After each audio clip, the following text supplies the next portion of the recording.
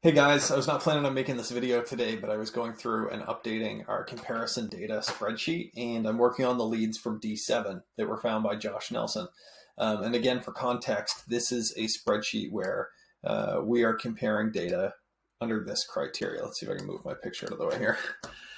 So the criteria is plumbing company owners in Allentown, Pennsylvania. That's it, right? And to qualify as a lead, you have to have a valid email address for the owner. So let's see what we got. So if we jump over to D7, it's really interesting.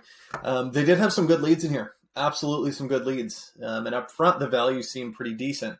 But after I had to go through and clean these and verify this, on average, and I used to manage a team of account executives. So from my experience, I'm going to say it takes about 2 minutes per lead by the time you've actually gone through, done the clicks to the website, done whatever it takes to verify it, and then actually putting it through an email validation software, cleaning up your formatting, making sure you've done your homework on both fronts. There's an average of about 2 minutes per lead, based on what I would estimate. So once we factor that in, here's what we got. In total, D7 gave us 68 leads, so this takes a fair bit of time to clean up the bad data, and 86% of the data that came back was bad. We did get 9 good ones out of it for sure, but only 13% accuracy in the process. So at 2 minutes per record to disqualify, it's 2.27 hours. And based on, I think, where do we pull this from? It says right here, ZipRecruiter, based on ZipRecruiter, which is just a staffing firm and a job posting board, it's $23 per hour. You probably pay your account execs more than that, I'm guessing, maybe less.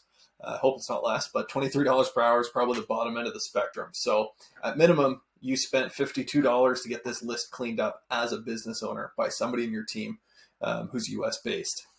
So what's that actually cost you per lead from D7 for this one list?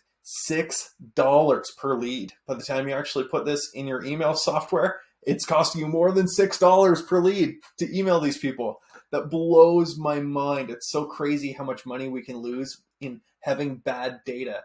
Although it seems cheaper up front, when you actually go to do the work and make that actually work for you as a business owner, sometimes the logistics of it just doesn't make sense. So if you have a different experience or want to make a copy of this spreadsheet, feel free. I'll put the link in the description. But this is my study from the data that we got back from D7.